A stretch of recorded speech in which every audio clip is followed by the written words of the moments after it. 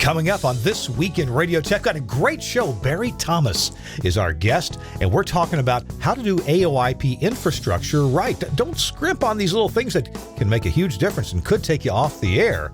They're really important. Plus, what about C-band receiver registration?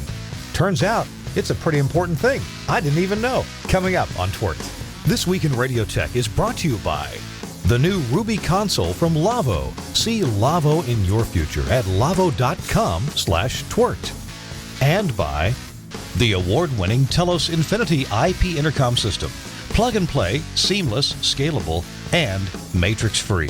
Telos Infinity is the AoIP intercom solution that changes everything. Hey everybody, welcome into This Week in Radio Tech. I'm Kirk Harnack, your host. This is the show where we talk about everything, from the microphone to the light bulb at the top of the tower. And for, I think, 4 years now, I've been promising to fix my light bulb and put it back here somewhere so you can see it. It's still in the garage. Yeah, like so many other projects. We got a great show for you today. First, I want to mention, though, that our show, This Week in Radio Tech, is brought to you by two amazing sponsors. One of them is Lavo, and the whole line of radio equipment and gear that they bring to the table, consoles, routing systems. And you want to check that out at Lavo, LAWO.com/TWiRT. That'll take you right to the radio page, lavo.com/TWiRT. Also, by the Telos Alliance at telosalliance.com. And there is no radio page. It's almost all radio page. They have some TV stuff as well from the TV Solutions Group. But it's a great website, easy to navigate, and you'll find lots of cool stuff there. And today we're going to be talking about the intercom system. The first intercom system is going into a radio station. The first IP intercom in the U.S. is going into a radio station, so that's going to be pretty cool. We'll talk about that in the coming weeks. All right, with me, I'm in Nashville, Tennessee, in my office here at my home, at my Telos office. Telos is my employer, and we're going to head on over to, I guess it's Newark. Are you in Newark? Chris Tobin, hello. Yes, I am in Newark at a voice booth. Very bland-looking voice booth, but yes, I am in Newark, New Jersey. Is that some soundproofing on the walls there? Sound deadening? Absolutely. Oh, okay. Yeah, it's burlap bags from down in the ironbound section, emptied out potatoes, and we just put on some fiberglass, and off we go. I'm kidding. Oh, okay. We just built that radio station in Hawaii, and our man from Samoa is threatening to build some sound reduction, panels. The way he did in Samoa, which is to he gets that real heavy fiberglass insulation and then frames it with wood and wraps all that with Hawaiian or Samoan print material that he gets from the local shop. It's very colorful. Well, yeah, it can work. I've actually done projects like that. For surface treatment, you'd be surprised what you get away with. It's just the wall construction you have to really be concerned with. That's where the sound transmission takes place. Yeah. In Hawaii, we're in what used to be an attorney's office, and it's nothing special about the construction whatsoever. So it's we'll get what we get. Hey, can you keep it down in there, please? I'm broadcasting. It's going to be a lot of that. I know there is. I just can you collect the garbage some other time, please? We have no problems now. Luckily, we have microphones with aggressive audio processing and aggressive downward expansion. How about that? Nice. Very nice. So the noise of the backing up garbage truck is modulated by the voice of the guy talking. Oh, well. They're listening for the music. Hey, we've got a great guest with us this time. He's been on the show before. It's Barry Thomas from Denver? Yeah, from Denver. Come on in, Barry Thomas. How are you? What? Yeah, you were talking about quiet. We're broadcasting. It reminds me of a Three Stooges drop. Quiet, and I'm still on broadcasting. Exactly. We're glad to have Barry back. Barry, the first time you were on the show, you were broadcasting from your basement in Atlanta with what looked like a better studio than I've ever seen anywhere else before, except maybe at NPR. Tell me, is all that gone now?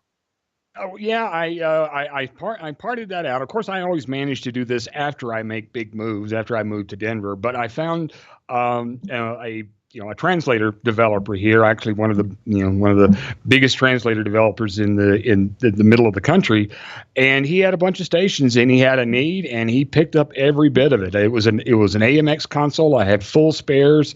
It came out of the historic Star 94 in Atlanta. It was quite a nice setup, but trying to lighten the load a little bit. So now my studio setup is somewhat simpler, although it's still just as effective. It's just not as big. I kind of miss it, but in the grand scheme of things, it's doing better work right now. Well, it's great to get us all together here. Chris and Barry, you two great broadcast engineers. And then there's me. I just kind of shuffle along and try to keep it going, learn from you guys. I have plenty of opinions on my own, but I rarely keep them to myself. Barry, we've got some topics to discuss here. And by the way, we should mention, for those who don't know, Barry, I first met you years ago. You were working for a broadcast dealer and you showed me an audio console, it seems. Back at that was when I was carrying around Harrison consoles in the back of a wood paneled Dodge Caravan. Oh my gosh! And I worked for the Venerable Broadcasters General Store. They took a chance on a former chief engineer and taught me a whole lot about how to rep broadcast equipment. They were great to me, absolutely great. Wow! Hey, and you know what? Sometime we should maybe do at least a little interview on this topic of how engineers should treat sales reps from companies like BGS or factory reps, because it's so easy to blow people off. Oh, they're just trying to sell me something. I know what I want, and hey, gosh, we're all people. We had families to feed, and there's a function for people like you showing Harrison consoles around back 25 years ago, maybe more. 30-something. Oh gosh. Wow. Let's just say I had longer hair and your hair wasn't white. Yeah, that's true. That's true. And now that Harrison console was made probably not far from where I live now in probably Smyrna, Tennessee. That's right. Yeah. It's the company's got a different name now. It's GLW, which stands for Good Lord Willin'. But it changed while I was still driving around with an AP100 in the back of the van. Wow. Well, I always heard good things about those consoles and a couple bad things. A lot of capacitors to replace, it seems. But other than that, and you could always on a Pro or Air 790, you could cook eggs really well on the Q amp, and hence the need for capacitor replacement. That's right. And Barry, you served for a while as the president of the SBE, the elected president, right? I did 2 terms as president of the Society of Broadcast Engineers, and of course, what comes with that is 1 or 2 terms as immediate past president, and then before that, served on the board and as a number of officers, and then after that, chaired their government relations committee for a few years. Oh wow, that sounds like a whole lot of meetings. It was, but we did. Our advocacy work at the SBE was incredibly important, and there were a lot of things we needed to refine so that we better followed the exact purpose of the Society of Broadcast Engineers to support and advance broadcast engineers, and it's the only organization that actually has that as its specific mission. So we took that very seriously, even in our government advocacy. Cool. And I know that, and we'll get to our topics here in just a minute. In fact, I'll preview a little bit. In this show, when we get into the meat and potatoes of it, it's really going to be the Chris and Barry show, because you guys, I haven't really prepped Chris on this much, but the topic really is building AoIP infrastructure, and Barry's going to basically talk about what mistakes I made so you don't have to. He's got some great advice on that. And Chris has built some AoIP facilities too. Of course, Chris built them all perfectly from the get-go and had no mistakes. Isn't that right, of course. Well, it's like, I always tell people, it's like a Broadway play. Until the curtain is drawn, it doesn't matter what happens on stage. So, when the curtain was drawn on those systems, yes, it was a perfect presentation and everybody enjoyed it. Well, before we get into that AoIP discussion, which is going to be really cool, those of you who have built and those of you who haven't built audio over IP facilities, it's the new now. I mean, it's here. If you're not on board on AoIP, you've got to be soon, because that's just where we are. That's where the technology is. But before, I wanted to mention that SBE what did I want to mention about SBE? Oh yeah, they're having their strategic planning conference coming up in less than a couple weeks now, and I hope that a lot of unfortunately I can't go. So the Nashville SBE, where I'm a member of this chapter in Nashville, we elected to send our chapter chair to this meeting, and this kind of sets the course and the tone for SBE for the next 5 years. They do one of these meetings about every 5-6 years or so, and this will set the course. Barry, were you ever part of one of those strategic planning conferences? I was a part of several, and I'll echo what your Nashville chapter is doing.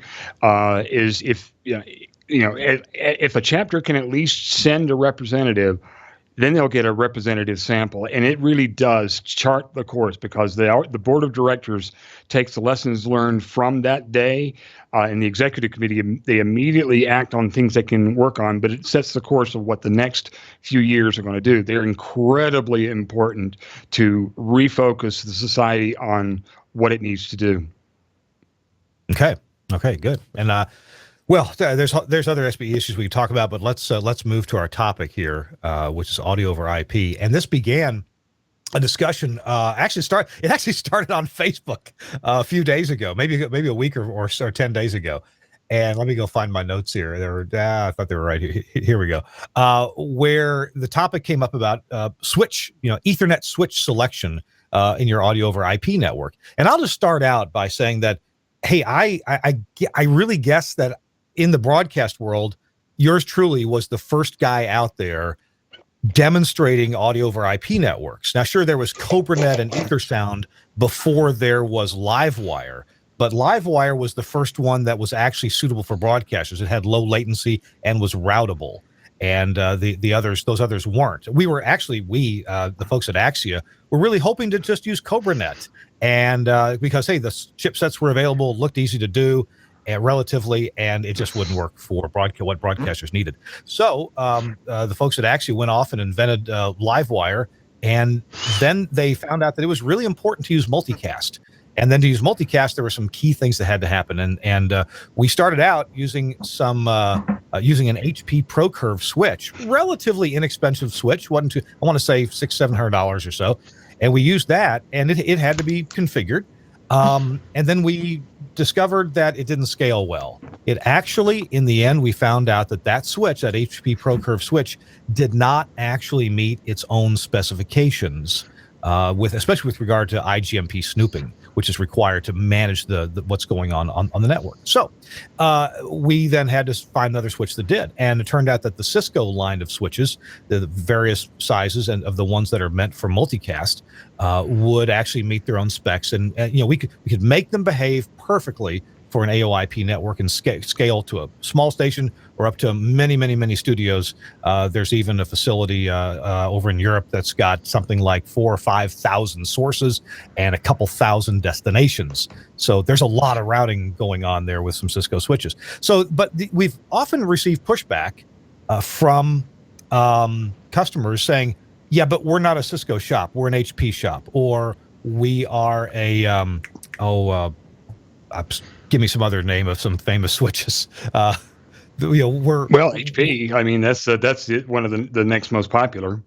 Yeah, HP. But and sorry, Chris.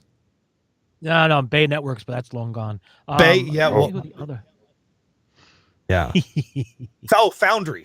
Yeah, we're a Foundry shop, and we've talked to the people at Foundry, and they say that their switch will do anything a Cisco switch will do. And then we had one broadcaster, big broadcaster, that said, we're going to use Dell switches, and Dell says they check all the boxes. Well, and now I'm sure Dell's gotten their switches better, and they did. They checked all the boxes, except that a lot of the functions they performed in software and not at the silicon level. And so what happened was they just broke down. They could not handle properly a full load of multicast streams going on, and they couldn't shut off streams quickly that were no longer being subscribed to. So we were back to the Cisco switch thing. And so our answer was always to the broadcaster, don't consider it a Cisco switch. Consider it part. I mean, hey, if we could have rebranded them, we would have. If we could have slapped an Axia label on there, we would have. But don't consider them part. Don't consider them a Cisco switch. Consider them instead part of the Axia system. And you don't. You know, once it's configured, your IT people don't have to worry about it. It's probably not even going to be connected to the rest of your IT network. It can silo in its own audio network. If you need access to it, there's other ways to do that, but we don't want you to hook it up to the rest of your network. So therefore, your IT department doesn't have to care about it, even though they really want to. They think it's their domain, and we're welcome to teach them the important things here, but don't let them just start configuring it the way they think it should be, because that will not work, guaranteed. Promise you. So that's where I start with on that. Back in the early days, things are somewhat better now, and we'll have a lot of suggestions about how to possibly get around the high cost of switches. But I'm going to let Barry and Chris take over now and talk about their experiences, and not just with switches. Barry's got other experience with cheap plastic and metal stuff as well. Tell you what, Barry, why don't you set the stage for it, and then Chris, you hop in with your comments and questions. Well, and thank you for that. The thing that got me thinking along these lines was that Facebook thread that I was sensing the pushback on Cisco switches or infrastructure itself, and that is the life and death of any voice over IP system, whether it's WheatNet, whether it's Axia. If there's any fault in the network, and it's more than just the switch, but even the Cat5 or Cat6 cable that runs between rooms, if you're putting in a system like that, I'll make a couple of things. A few things. One, go with the factory recommended switches every time. And even if you buy your own switches, send them to Telos or send them to Wheatstone and have them configure them, because then it is done from the get-go. In being a Cisco switch, when you get it back, you can always do show running config, and you can learn what they did, which is very helpful, and it taught me a lot about programming Cisco switches. But the other thing is, run new Cat5s or new Cat6s. I know you may have lots of cables going into your studio. Run new ones anyway. It saves you the hassle. And then the third really important lesson I learned on this thing is patch bays. It's really, really tempting to go on Amazon and get the $8, the $16, 12-port, 16-port, 24-port, 48-port patch bays and be done with it. And that is a recipe for a failure of the system. There's a reason Leviton charges $148 for a 48-port patch bay, and it all involves that connector, the 110 connector on the back. They use better metal, they use better plastic. That's a qualified connector that if you do the twists correctly, it will be true Cat 6. And it doesn't vibrate out of place. And I speak all of this from it's bit me multiple times. I had a stable system. I saw it operating. It's great until it didn't. And then the whole thing collapsed. And it all in my circumstance, it ended up on patch bays, and it ended up with cabling. Ran new cabling, used the better patch bays, and because the switches were already done right, then everything started just performing. And like I say, this goes to any voice over IP system, not just the one that I have here.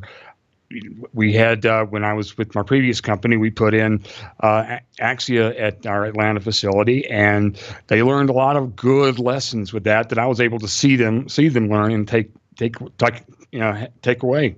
So that's been a good thing, but still, it all depends on good infrastructure. Wow. Yep. Chris? Well, he said it all. No. Yes, he's absolutely right. Infrastructure. But we have to remember, and I can speak from experience when I first installed my Axia live wire system at a very large facility in a very small city. And the the one thing we researched and realized when we did some of the evaluations of the systems on the market at the time, and talking to those who are using it already, was that you can't approach Ethernet products, IP products, infrastructure, the technology, as we did with, say, your Continental 316 or your BE or the Harris FM25, where the manufacturer did all the work for you, and all you had to do was pretty much attach the electrical and RF and hit the plates on or turn on the transmitter nowadays. In the Ethernet world, I keep telling everybody this, and I watch folks get burned. You are now that infrastructure provider. You are now the person that needs to make sure my 5 nines of reliability for the system have to come from me or the group. And I use this example many times, and a friend of mine called me up from in Canada and used this example at a meeting, and he laughed and couldn't believe it actually worked. If you want to verify in your office those who take for granted the technology around them, take a phone, type 500 phone if you're really familiar with that. Okay, it's just a phone with a dial on it, push buttons on it, with a wire coming out the back of the phone. Or it could be a Vire phone. How about that? How about a Nortel? And place it on the desk in a meeting. Have a conversation with a group of folks, and then stop briefly and go, oh, by the way, could someone call to the lobby? I think we have food coming for today's meeting. That person will grab the phone handset, pick it up, suddenly have an expression of puzzlement. And that's when you realize, oh, yeah, we never ask if the phone has dial tone. We just pick it up because the phone company spent 150 years making sure your expectation, your experience would always be dial tone. That's what voice over IP, audio over IP is about. You need to think in those terms. So when I built the facility, and Kirk always laughs because we did have some problems, but for the most part, it was a flawless installation. But a lot of planning went into it. We made sure that every part of the system had some type of, how would you say it, fault tolerance approach. Yes, we did use Cisco switches. I didn't have an issue with that. I wasn't concerned whether it's Cisco, HP, or Foundry at the time, Brocade, or the others that are out there. Bay Network. Actually, the time of the place I worked at, we did have Bay Networks. We were a Bay Networks house. But my network for the audio over IP was not going on the company LAN or WAN, so I didn't have to worry about it. But what we did do is, as Barry pointed out, we did not do patch bays. We made home runs from each of the studios or each of the positions that had a node connection or router switch position or connection, whatever you want to call it. And we made sure that when we did the switches, I did it a little differently. The gentleman from from Axia insisted that we should be looking at doing these Cisco switches as a virtual IP. So you have 4 or 5 switches, and using a high-speed backplane, you make it all appear as one virtual IP for the network. That was my point of failure concern. Think about it. If one of those switches goes out, what happens to the other 3 or 4? They go along with it. So we decided that each studio would have its own dedicated switch, and each switch would talk to the other switch. They'd all have their own IP addresses. Now, on the surface, you may say, well, that's kind of crazy. If you're an IT person, if you're a Cisco engineering certified person, you'd be like, that's wrong. No, let's look at the business we're in. This is not an IT department for a law firm or an engineering firm that's building widgets where you can have a failure and not have an impact on the operation. Radio stations, TV included. So we built these switches. We programmed the switches, were individually IP'd, and we bought an extra one that was fully programmed and ready to go. So you could literally take one out, put one in, boop, boop, boop, put your little RJs back into it, and you're up and running. We even tested that theory. We did it in 10 minutes. And we got the studio back online. So those are the things you have to think about. As Barry pointed out, the connectors are key. I've invested in Fluke test equipment for Ethernet installations. I've used on many occasions, most recently at a small building here in New York City. On the 90th floor, we did 140 runs of Ethernet cables for a RF monitoring and control system, and we used the Fluke testers to make sure that everything passed. One of the groups we worked with did not do that, and we wound up going back into their work of cables and fixing a lot of terminations that were improper. And these are things you have to now think about. And remember, your audio over IP, Wheatstone, Livewire, Ravenna, whomever, it's your network, your infrastructure. So even if your corporation is a HP, not a Cisco house, go pound sand, build your network, build your island. Just as Barry pointed out, get the manufacturer specs, make everything happen. you'll be in better shape. And just remember, it's a new world order. Well, good deal. Okay. Hey, and Barry, you mentioned earlier sending your switch off to the manufacturer, to Telos, Wheatstone, whomever, to configure it. And yeah, that is an option. I know the folks at Telos have offered that for a long time. I've got a little different plan. We told you earlier in the show, I tell you how to save money on switches, because some of these switches are easily $2,000, $2,500, $3,000, $3,500 for a brand new Cisco switch that's maybe big enough to be your core switch in your facility, or one of your core switches. And the little stations that I am part owner of, that'd be a lot of money for us. So I go on eBay, I find used, off-lease, refurbed Cisco switches, typically a 2960 for a smaller facility, or a 3650 or 3570 for a larger facility, or even a 4800 series. So these get bigger and bigger as I'm going up with the numbers here. And honestly, I'll try to buy two of them, because they're pretty cheap. I mean, anywhere from under $100 to $200 or $300 is what we've been paying for them. And so I'll get, if I need one, I'll buy two, because they're cheap. And even both of them together are, less than a fourth the cost of a new one. And so I'll take these, and I've gotten to where I can follow the directions I find online to wipe them clean so that they're factory fresh, just like new, totally wiped clean. And then I hook them up to a computer here at my office that has a USB to serial adapter, because a lot of these older ones just have the console connection, which is serial. And then I'll call my buddies at Telos Support, and I'll say, hey, I've got a switch I need you to configure. I need the first 40 ports to be access ports. In other words, we're going to hook devices to them. And I want the last 8 ports to be trunk ports, so that I'll hook, perhaps other switches to them in a bigger facility. And then I give them an IP address for that switch, and I give them my desired password. And literally in 10, 15 minutes, it's done.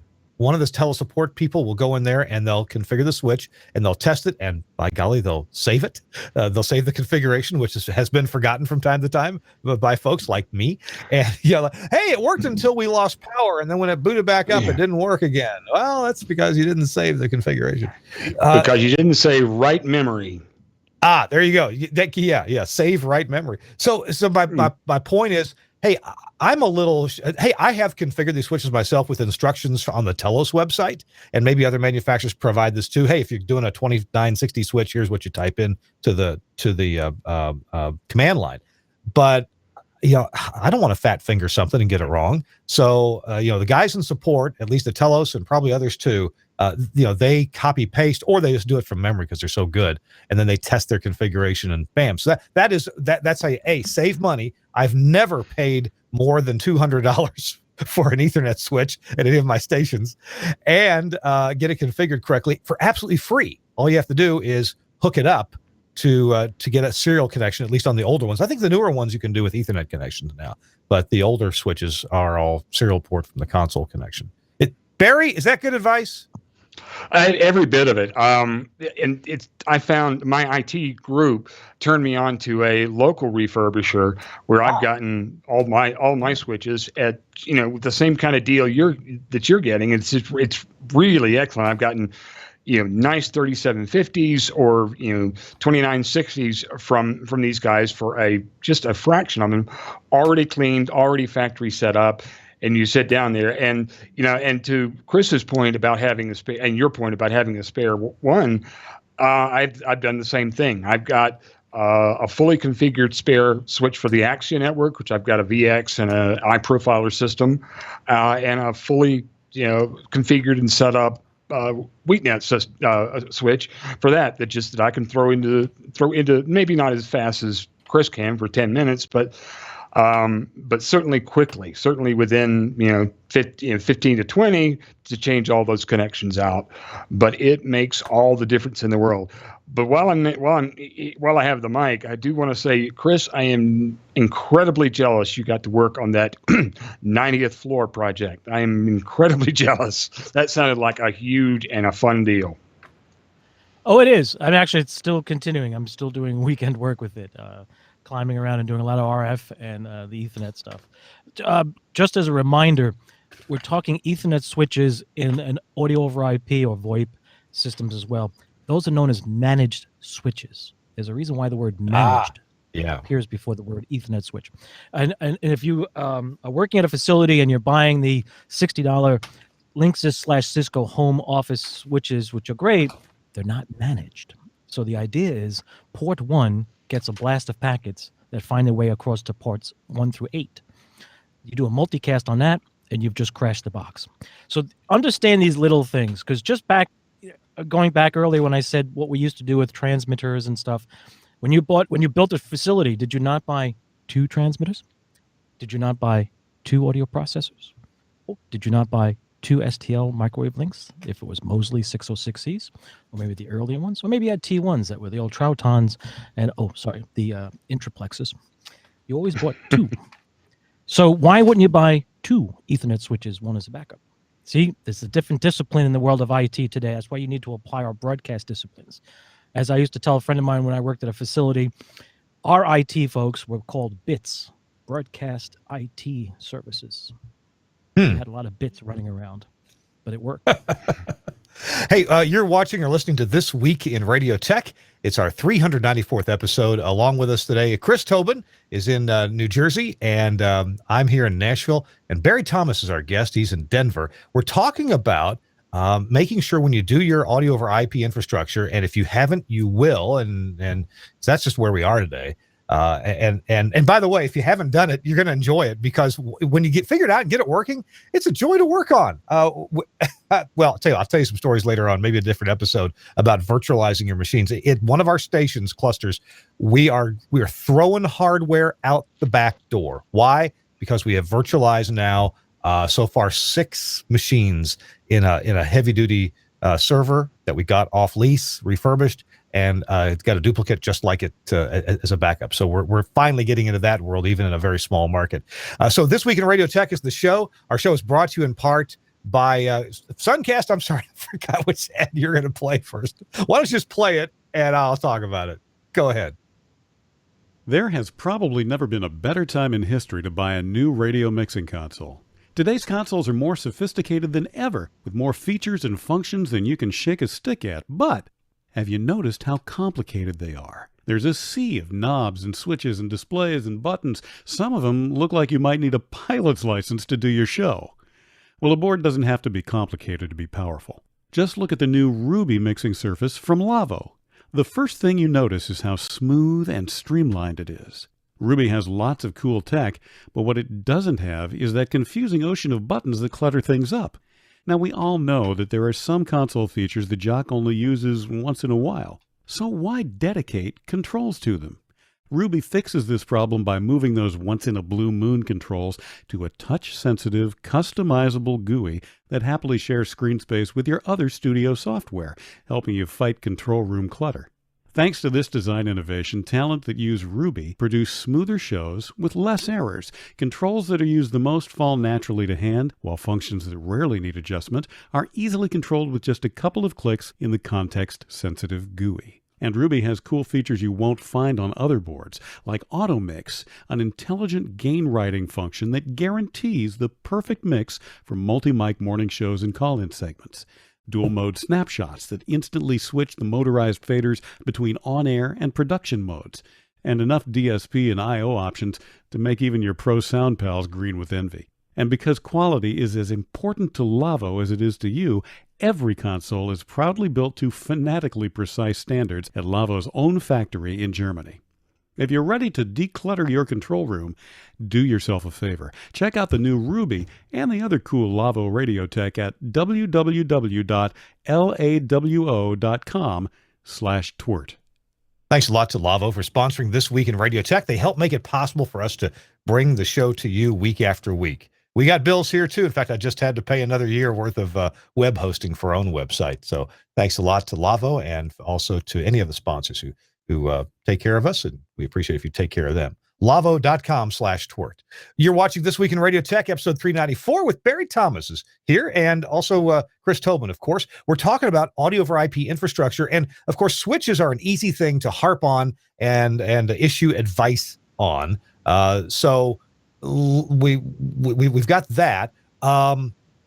We also have the issue of the other infrastructure. That is the wiring that Barry alluded to earlier, and even patch panels. Now, I got to say, in my small stations, I've never used Ethernet patch panels. I realize that's part of structured cabling, but sometimes small stations, we don't do structured cabling. We don't have that much of it to do. So we just pretty much pull wires directly, attach them to the racks nicely and try to route them nicely to the front of the switches. And then in the rooms, pull them out of a box in the wall and take them directly to the devices they serve. So there's really no other infrastructure, cabling infrastructure, structured wiring in between. But if you're doing that a lot, you can't do that at a large facility. You've got to do it right. You've got to have systems in place and patching to keep things neat and orderly, and to have backup and reserves. So, Barry, I wonder if you might talk to us a bit about what you alluded to earlier with, you mentioned the name Leviton and their patch panels. You're going to have to explain a bit because I'm unfamiliar. Well, if you look on, say, again, there's an amazing amount of things I get from Amazon to supply our radio station anymore, because you can basically get anything from there. But if you go through there, or you go through the Gray Bar catalog, or any of those, there are the $8 24 port switches, and there's $16 ones, and then there's this big gap to Leviton or any of the higher line patch bays, and it's not apparent why there's a difference, but boy, there is. And I like I was saying before, it has to do with that connector on the back. When you punch it down to there's a 110 punch for all the Cat 5s on the back. The cheap patch bays are maybe good for one punch. Mm-hmm. And then after a certain amount of time, they're going to start failing anyway, and call it quality of the quality of the metal they're using, and the quality of the plastic that goes on either, that holds the wire on either side on a 110. A name brand, expensive patch bay will hold that thing for years. I've got a facility here that. I had one room where we moved another radio station in, and I moved that station into what was then a production room. And that room became problematic network-wise.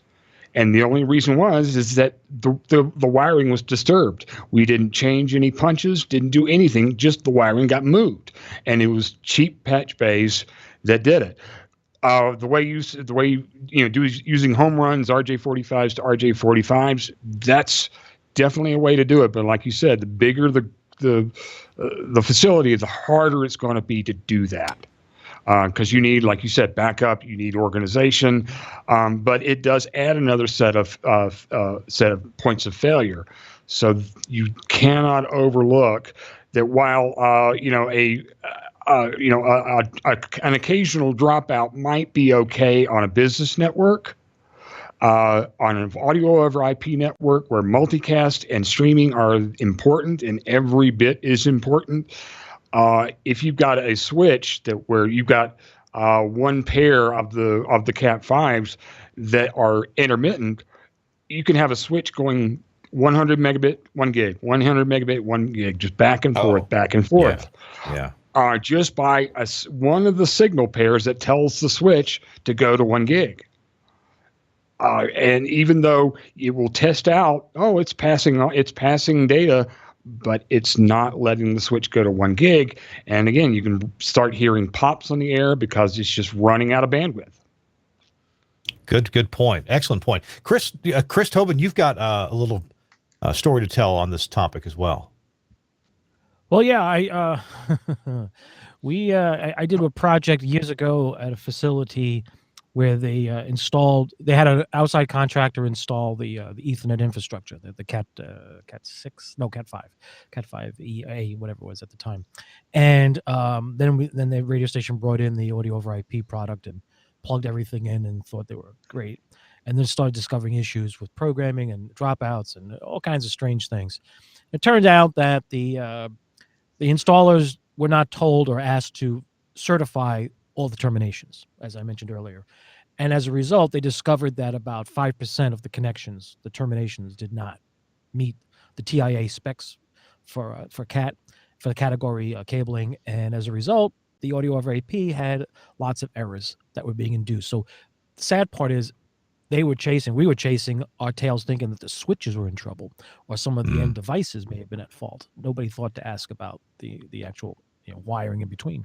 So we started troubleshooting and discovered that. So to Barry's point, you need to make sure you pay attention to the details. Do not go for the cheapest thing. There's a reason why when you attend a Steve Lampin session, seminar, whatever you want to call it, he goes to great lengths to explain the need for reliable terminations and reliable terminator devices. And in Belden world, if you've ever worked with any of the Belden engineers or projects involving their products, the one term they'll always come to you with is a first pass yield, which is it's the termination reliability factor. So you have 100 connectors, and out of those connectors, you may have 2 or 3 that fail, or 1. Then that means the yield is less than 100%, not acceptable for many people. And in the case of broadcast, that's important because if you've got several dozen studios you're working with, or who knows, several floors between the studios, you suddenly rack up those first pass yield failures, and you're gonna have a lot of extra work to do.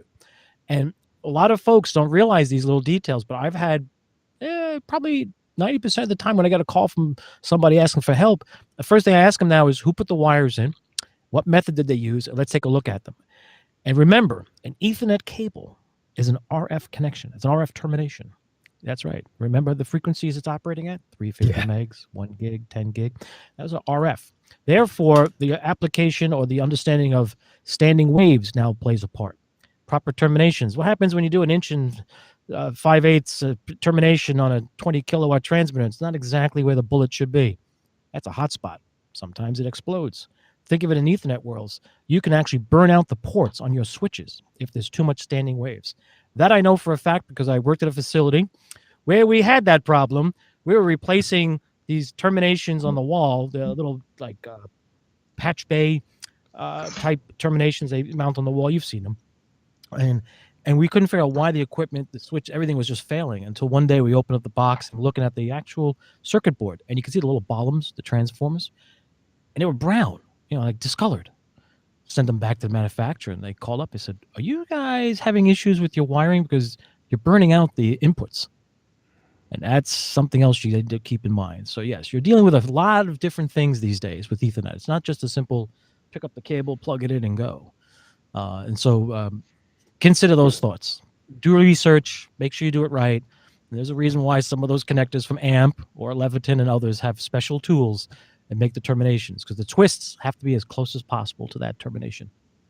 Barry, you mentioned the name Leviton earlier, and I was curious about is that the name brand typically to go with for structured wiring and your cable? Are there other really trusted brands? There are, but they're not coming to mind right now because Leviton's the one that I've used the most, and they have well qualified systems, wiring systems. Panduit, I don't think they're, and someone's gonna correct me on this, I'm sure. I'm not sure Panduit goes all the way down to the connector level, but they have everything but I may be wrong. But at the connector level, Leviton's been a constant for me. While I've got the mic, Chris brought up Steve Lampin's seminars. If you have a chance to ever see that, or if you can get your SBE chapter to bring Steve Lampin from Belden in there, you will learn more about wiring. And this sounds like a dry subject, but he does such an incredible job. And you will know more about why wiring is and connectorization is important and how certain decisions are made. And you'll just be so much more educated about how to deal with wiring. And he's actually an incredible speaker. Yeah, he's good. Oh yeah. Go ahead, Chris. No, he's he's good. He did a presentation last September up in Canada at a place I attended, a conference, and he discussed RF, demonstrated what he did back at the Belden plant, and using vice grips, piece of coax, Belden coax, of course, and pinching the wire and demonstrating what it does to the return losses using a scope, a spectrum, and everything. You sit there and go, wow, so you could actually do that to the cable and still not impact anything. And then he showed us the same thing for AES audio cables. He goes, look, you can spend $600 on this 10-foot length and get the best digital audio you think. Or you could buy our Belden for far less and still twist it and pinch it and get the same results. That's his type of presentation. And trust me, they're based in fact. There is no, he presents the numbers and he'll put it to you and you can challenge him and he will come back. And it's well worth it. I wish I could remember the Bill Nye of the wiring world. Yes, he is. Yes. I wish I could remember where I saw this exactly, but the famous author who wrote books about troubleshooting, his mantra was always, when you have a problem with a system, the first thing you check is the cables, the interconnecting cables. That's the first thing, because he said well over 50% of the time, he said, in my experience, closer to 80% of the time, the problem that you have is the interconnecting cables. And I would have to say that with IT systems, that's true. And when you make a big honking RF connection, like you mentioned, 1 5/8 a minute ago, you put that on. And if it's mechanically sound, it's probably going to work right. But when you're crimping 8 conductors into an RJ45 connector, you're not. You crimp it, everything looks okay, but did they really bite? Did they make proper connection? Or if you pull it just a little, is it making connection by just a few little molecules touching each other? And of course, you could use testers to help test these things out. You can wiggle them, but I don't know. There's always a little bit of an unknown factor there about is this right and how long is it going to last? And is something going to cause it to fail? Point being, use the good stuff. I recently built our station in Samoa last August, I believe it was. And honestly, I forgot to take any really quality connectors with me. Of all things, right there on the island, they had those platinum, platinum brand, where the wires go through the RJ45. You get the special crimp tool; it cuts them off. Well, there was a store there on the island, Island Electronics, that sold those connectors and the crimp tool for them, and I had zero trouble, and everything just worked. And I have a lot of confidence in the quality of the terminations there. But that is the first thing to check is this cable any good? And if you wiggle it, obviously you can have troubles.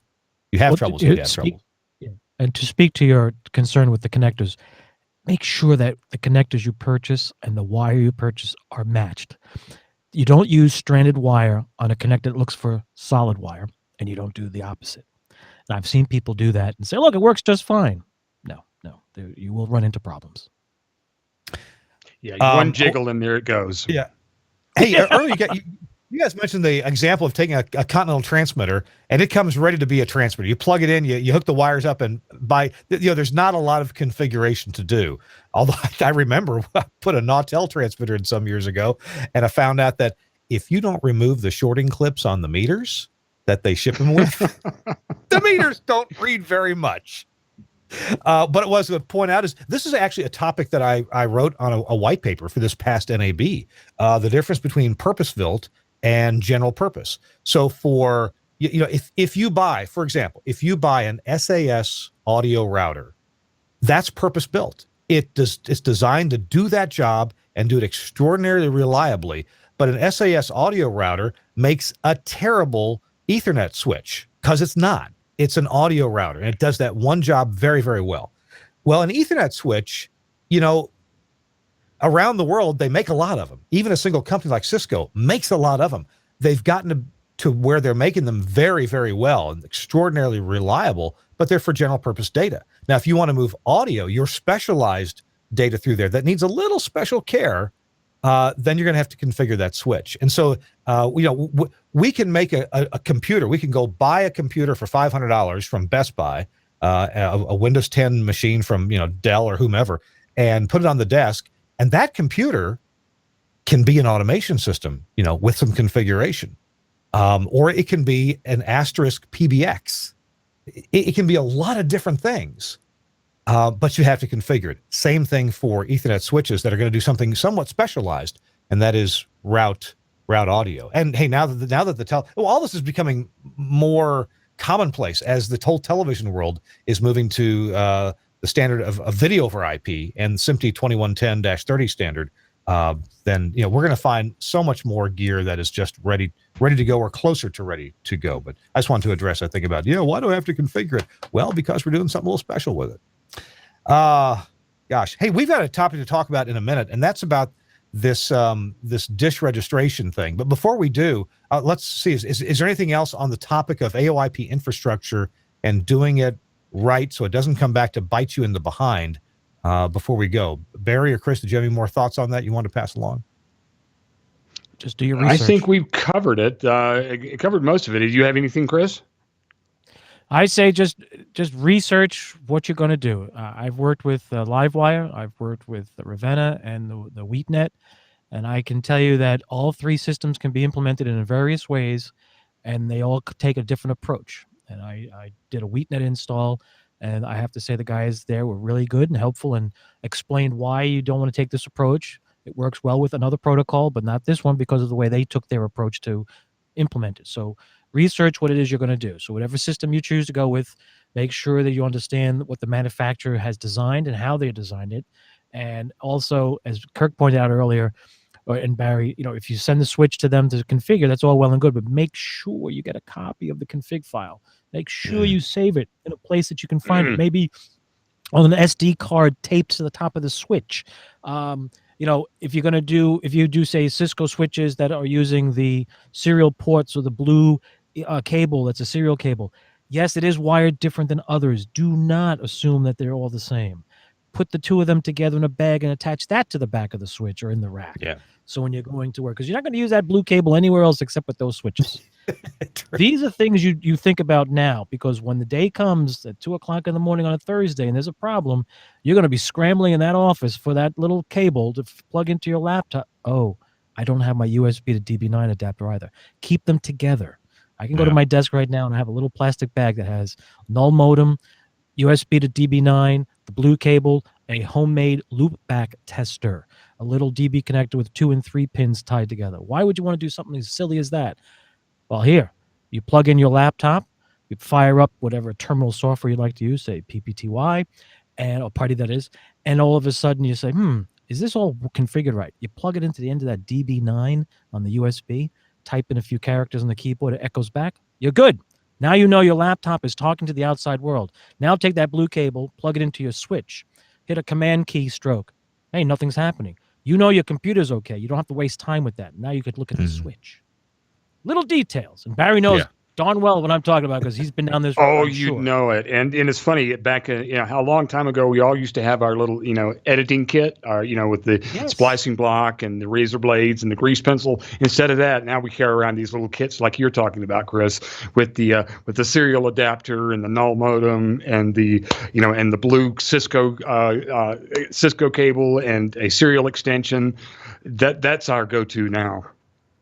Yeah, it's important to have that and keep it with the gear that you're working with. Don't do like everybody used to do traditionally. Oh, it goes back to the shop or we put it up on the shelf and the blue, those go in the blue containers, but the yellow are for this and the reds are for that. No, stop that. Okay, just stop it. If you're doing that, throw them out.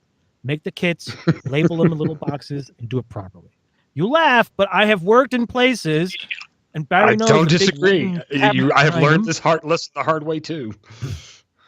He knows he worked at a place that's very familiar with a nice wood grain credenza. It's very nice, well made by the carpenter shop. But everybody wanted everything in little boxes so they could always unpack it and then go and pack it together when they went to go somewhere. Don't do that. It wastes time, especially when you're in critical moments, critical mission moment. Just saying. We've got more of This Week in Radio Tech coming up, including what we're going to talk about. Our last little topic is you run a radio station, you're an engineer for a station. You've got a bunch of satellite receivers for your news, your sports, your regional sports, whatever it may be, maybe the Rush Limbaugh show or your overnight programming. Yeah, all that could go away. And you may not have any recourse unless you do the following. And that following is coming right up. Right now, this word from the Telos Alliance and the Infinity IP Intercom. Hi, I'm Martin Deister, Vice President of Business Development and Product Director for Telos Infinity IP Intercom System. Telos Infinity is different to any other intercom system because it's the first IP intercom system that doesn't have a matrix. Great communication within the broadcast environment is essential to TV and radio production.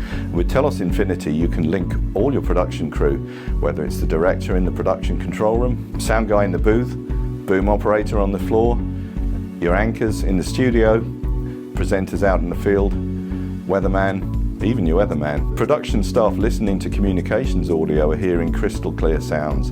It means the nuances of the people communicating with them can be heard all the time. Everything is crystal clear and accurate. The master intercom panels that we've created include multicolour LCD switches. You can use colour coding to group IFBs, to group production crew members, your remotes, anybody else. Matrix-free intercom means low cost of entry, low cost of design, low cost of installation from the get-go. With Telos Infinity, you start saving money the moment you install it, and you continue to save money for the life of the product. The same benefits that broadcasters all around the world have found by using audio over IP now apply to intercom for the very first time. Never before have you been able to communicate using program quality audio simply by connecting two devices into a network switch. It truly is plug and play. Programming an intercom system has never been easier than it is with Telos Infinity.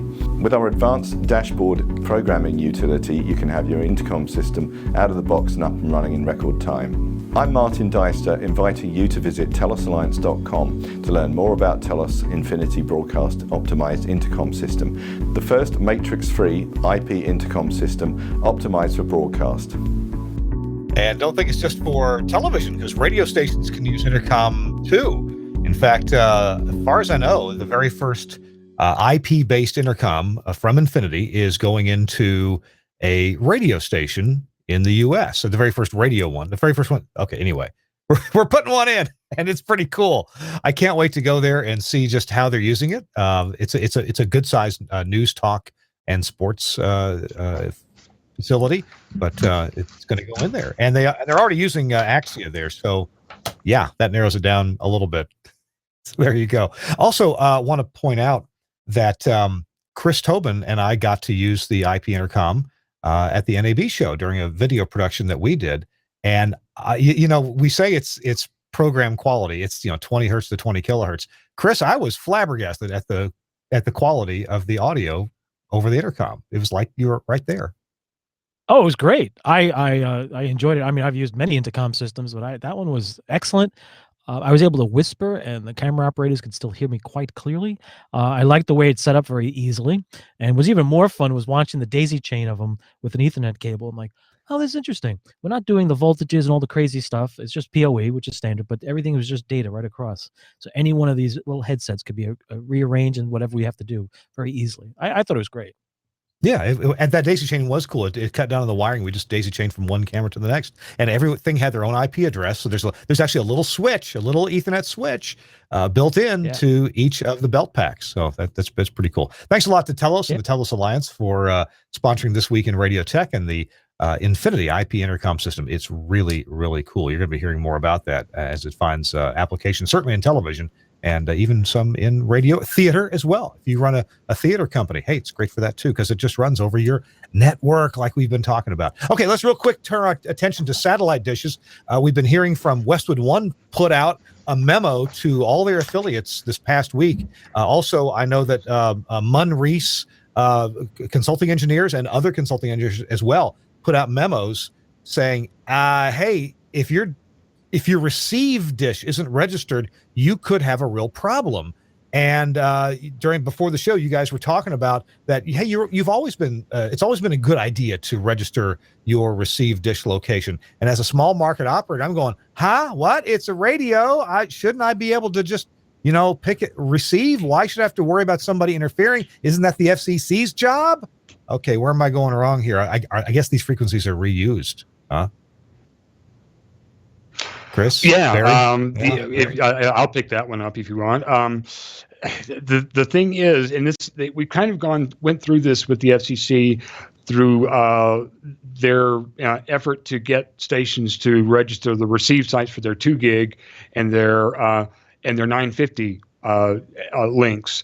If they don't know what's being received or where it's being received, they don't know how to protect you.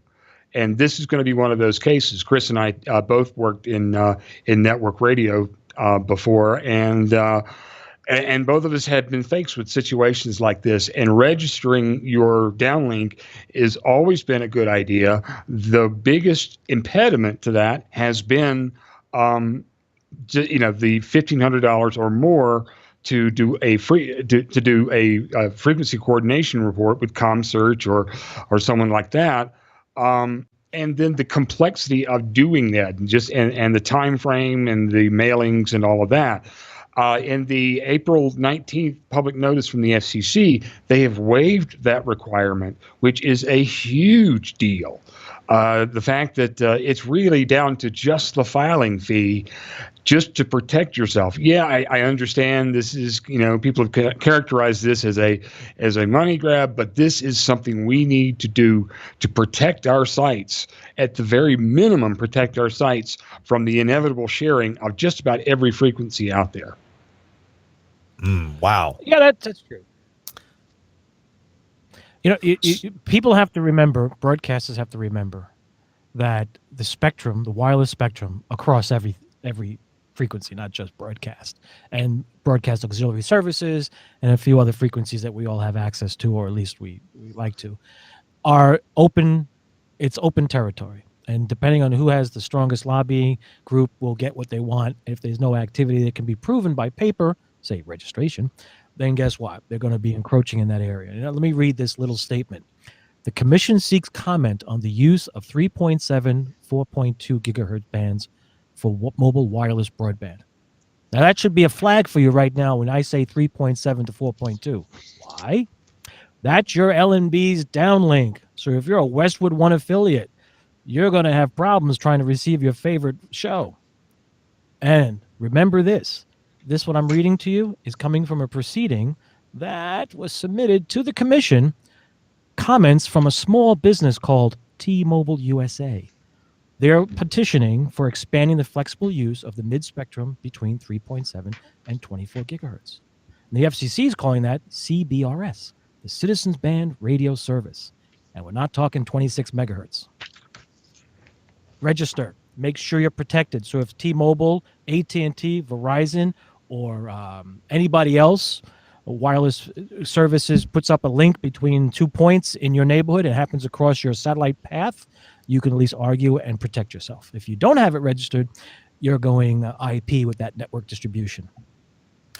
So if you are a Westwood One affiliate, and a lot of radio stations across the country are, you probably have a memo in your hand from Eric Weiler, the Senior VP of Technology and Operations.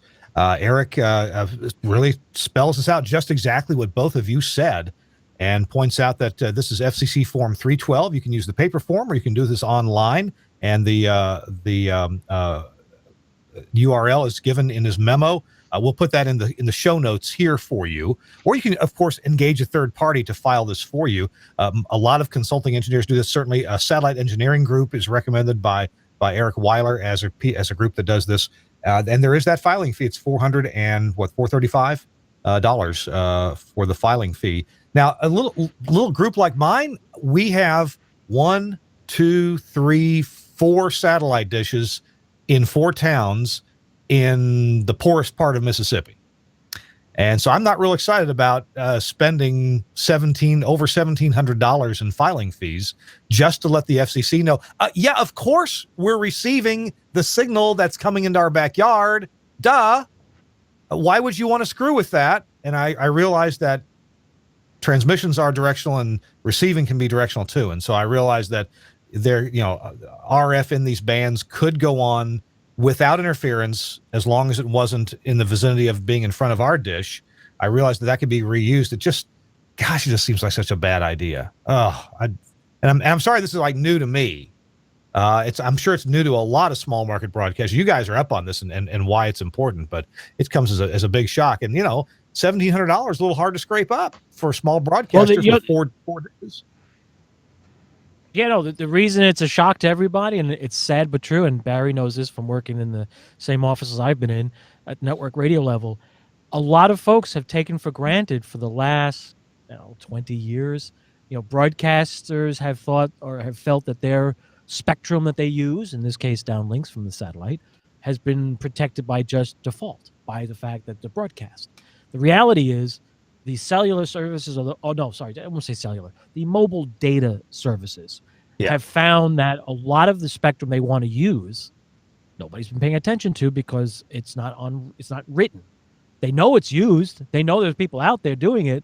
However, they're going to stick to the facts. There's no record of it. Therefore, why can't we go there? And that's what this comment, what I just read to you partly, was pretty much saying to the FCC. Hey, folks, here's some spectrum we found, and we've been monitoring it in this part of the region, and there's no activity that we're aware of. And according to the database, there's nothing there. Meanwhile, I'm sure they did it in a place that's probably got 27 downlinks for 13 different radio networks. But without the database, there's no protection. And that's what we're up against. The fact that we've just pretty much had security through obscurity.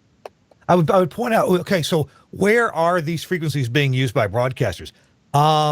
Anywhere there's a radio station, probably in, thousands of markets across the country. Okay, so where T-Mobile or Google or whoever wants to grab some of the spectrum and use it for data retransmission or delivery, where do you want to use this? Because the places where you want to deliver to, guess what? There's nobody there.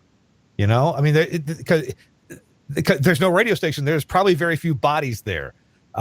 Maybe that's the best place to distribute on these frequencies, but it just seems backwards. Protect my receiver. Let's see, the transmitter's already licensed. The coverage area is defined. That's where you can't interfere.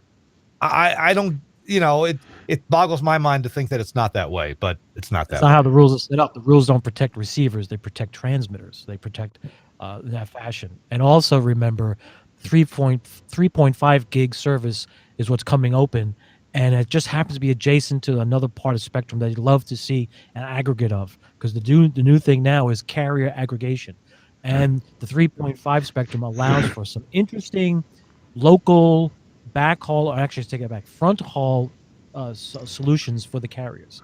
I'm watching here in Newark. I have a solution. Perfect solution. I hear Barry grumbling like he wants to say something. Here's the perfect solution. No, and the thing is that we've lived through this on the 2 gig spectrum. The SBE has fought long and hard, because that was the first place people were trying to go. There was a company trying to do a truckers television network over 2 gig, and after that, AT&T, T-Mobile, Verizon, all the big carriers were going after 2 gig, and that's where your television station mobile trucks are. Where your eye in the skies are. They're all in 2 gig, and everyone thought, oh well, there's broadcasters are not registering their sites, so that must not be used. So anyone with a 2 gig RPU or remote pickup site, if you're not had not registered those, you are probably getting walked on by mobile. I guess I related back to terrestrial broadcast. My FM transmitter is licensed by the FCC, but not one of my listeners is licensed. I have a radio here. Don't interfere with my favorite radio station. Well, the transmitter is licensed to cover this particular area. And no, you can't transmit on the same frequency in that area. That's how FM works. That's how AM works. That's how TV works. Right. Why doesn't satellite work the same way? Because the satellite link is not to the common public. And the footprints then is the nation of satellites. So there's radio stations all across the nation picking up Westwood One, for example, or Premier. Right. The fixed satellite services, the FSS, is a business link. Therefore, it's treated in that fashion. That's how it operates. It's not a receiver, commonplace receiver as your FM or AM. So we're using it for business. It's an actual point-to-point. So it's the same way cellular does their thing. They're not going to protect their individual user's phone, but they will protect their receive sites at their cellular towers in order to make things work. So the same thing for us. And Barry's absolutely right. The 2 gig BAS project, as it was called, it was an absolute wake-up call that nobody paid attention to. And most TV broadcasters, and I fault the industry, just let it go. They just took the money and ran, and found out 2 years later they had to invest in a completely new system. And they were like belly aching. I was like, guys, no one's paying attention. this is happening again. This is even worse because there's more satellite receivers than there are.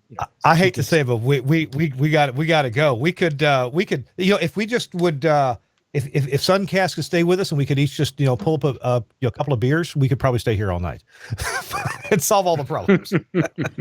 Yeah, I mean, there's no easy solution. But definitely register, get the database full, and that may hold off people. Well, just like we shouldn't complain about the cost of a switch that's important, we shouldn't complain about the cost of protecting what we receive. And we now, thanks for helping me understand that. I appreciate it. Barry Thomas has been our guest today for the last hour from Denver, Colorado. Barry, where are you at nowadays? I am at the Kroenke Sports and Entertainment Radio Group. We've got, he owns for, among other things, the LA Rams, but we've got a little group of 4 stations here in Denver, and we're part of his media group. Cool. So you spend your time engineering and not only keeping stations going, but handling sports network operations? We have a little sports radio network. Our video network is handled out of Centennial, and we've got a number of cable channels. The Outdoor Network and Altitude Sports Network that carries the Nuggets and the Colorado Avalanche. But we've also got own some teams. We've got the Rapids and the Nuggets and the Avs, and the Mammoth, which is the rugby team. So we're all about sports, which is kind of ironic that I'm involved in it. Well, good deal. Hey, Barry, you've done an awful lot, and thanks for bringing your expertise to the show. Hope to have you on again sometime. Thank you. And if you can indulge me a second, especially coming up to Mother's Day this weekend, when you posted your tease about this site, I have to say my mom is my biggest cheerleader. So I have to do a typical hi mom to Becky Anderson in Columbia, South Carolina, because I know you're watching. And thank you. And I'll talk to you Sunday. Oh, that's great. And hey, my word out to Becky Anderson is you done good, Mom. And so thanks a lot, Barry, for being with us. Chris Tobin, thank you for being with us as well. Oh, you're welcome. My pleasure. It's always good to see friends. Yep, sure is. And I'll say hi to my mom too. Hi, Mom. My mom's up in Louisville, Kentucky. So good to have you. She watches the show occasionally. She doesn't understand much of it, but that's okay. Her son's on it. All right, we got to go. We got a guest next week. I believe it's Josh Bone of Bone Broadcast, and he's got some great ideas for doing remote broadcasts. Very important in today's social media world to be really in touch with your listeners and your viewers, as the case may be. I want to thank Suncast for switching and producing today's show. Thank you very much, Suncast, for a stellar job. And thanks to Andrew Zarian for starting the GFQ network.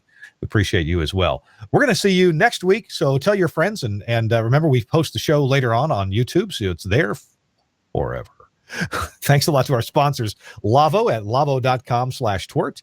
And also the Telos Alliance with the new Infinity IP intercom system.